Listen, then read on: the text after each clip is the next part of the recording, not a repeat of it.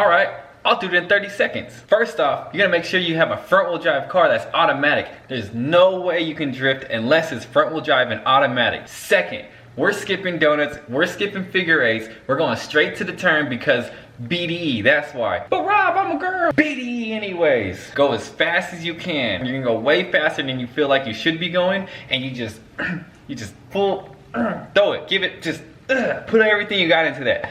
Flick it, right? And how that works is physics. So the front weight distribution goes to the rear, and the rear weight distribution goes to the front. Some of it goes into the middle. The middle is a pendulum. So what you're gonna do is swing around that. That causes the car to flip.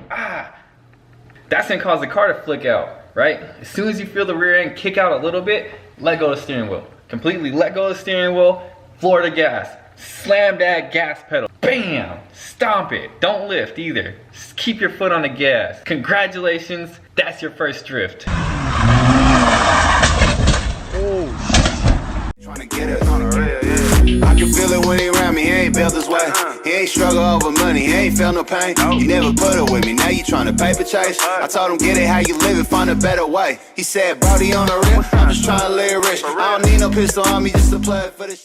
This video is gonna be a little different than all the videos in the past. I shot this maybe like a little over a month ago, maybe more, I can't remember. And I've been sitting on the footage for a little bit. I really wanted to throw it on something, get it together and show you guys, so I hope you enjoy it. We met this guy, James. He stopped by my cousin's house when we were working on Mitch's shitbox, AKA the 240. And he told us that he had a 300ZX for sale. So he tells us it's automatic, I'm not that interested. Then he tells us that it's 77,000 miles original and it's one owner. So now I'm kind of interested. So we go over to check it out, and it turns out he has like a crazy Corvette collection. So we end up looking at 3 of his Corvettes, and they're all pretty amazing. They all have like such great history behind them. This is like the type of collecting that I want to get to eventually. I like Japanese cars more, but I do like domestic cars. I like European cars. I like cars, period. And as a car guy, you gotta appreciate these cars because they're pretty amazing.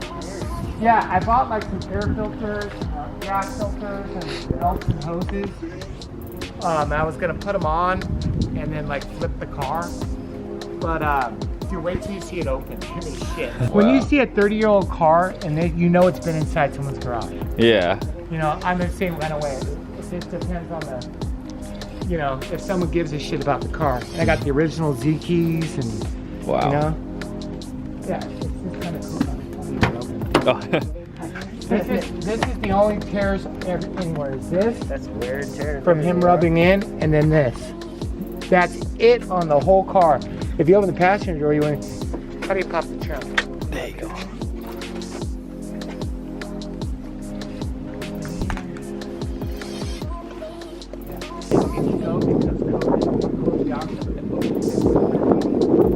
But they only make 20 of these prototypes. And the difference is this. And this car's low mileage too. This one's only like 30,000 miles. Look, on the stick shift, if you jump in it, right in front of the stick shift, there's a plaque that says 4x3.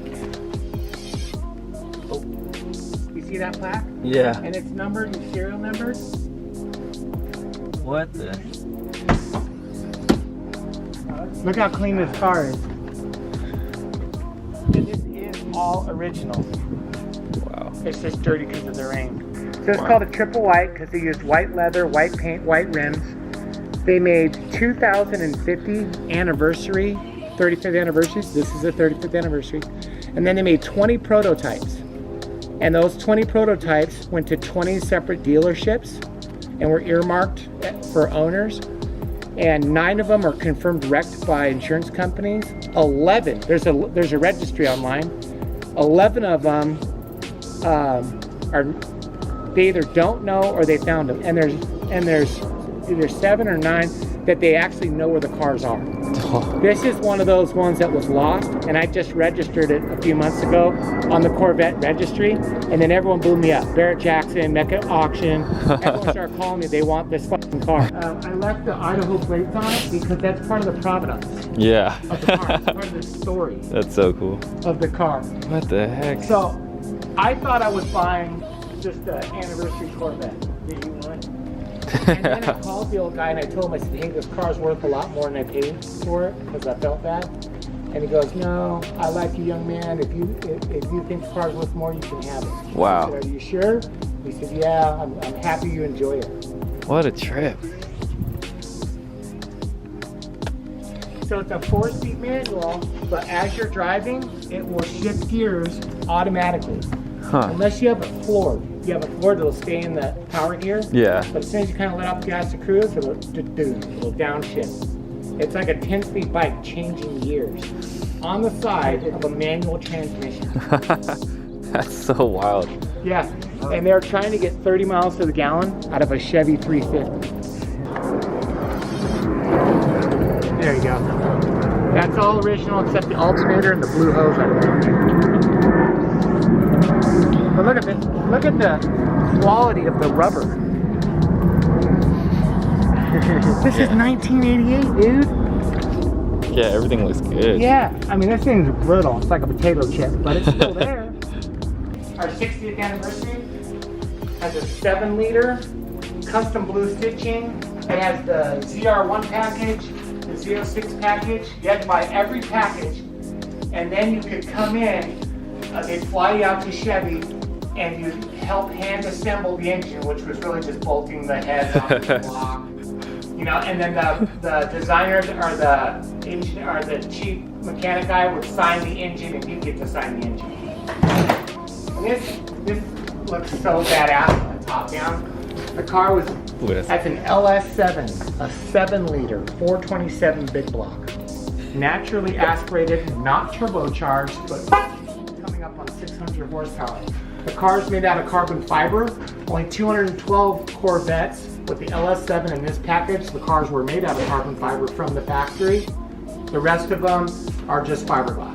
That's crazy. Yeah, but you can actually feel how light the car is by touching the hood. Oh yeah, it is. Shut the hood. All the body panels of this car are carbon fiber. The computers and technology that keep this car on the ground are freaking mind-blowing. I took this car from Santa Barbara to San Francisco up along Hearst Castle. You know that stretch of 101? And I'm yanking and banking all the coastal turns. Wow, wow. There's a BMW M6. This M6 was trying to stay with me, and his wheels are like, as we're going around, and I'm just like, whoa, and he couldn't stay with me. This car is amazing that it can put 600 horsepower down on the ground and turn a corner at 70 miles an hour. Yeah, that's crazy. Unbelievable. Blows my mind that that's even possible. The lip too. They have the magnetic fluid suspension system, so the computer's constantly throwing downforce on whatever wheel needs that extra traction. It's just amazing to even drive this car.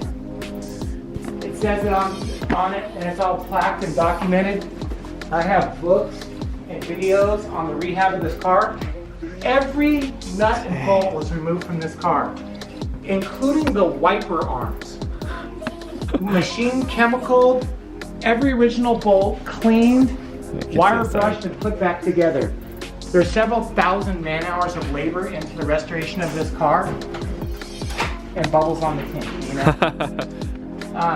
Again, all factory original interior. So not redone, this is factory. This car had 39,000 miles, and let's just get the hood. Hopefully that can go all the way up. There we go. Wow.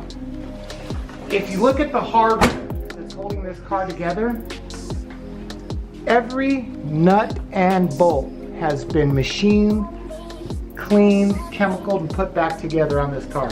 It's obviously not the original air cleaner, not the original alternator, and not the original cap for the master cylinder. Other than that, this car is 100% original. This thing is clean. This is my favorite. This one, you go to the gas station and get gas, sounds fucking amazing too. I'm gonna fire this thing up so you can just hear it. Someone put a freaking stereo in here, which pisses me off.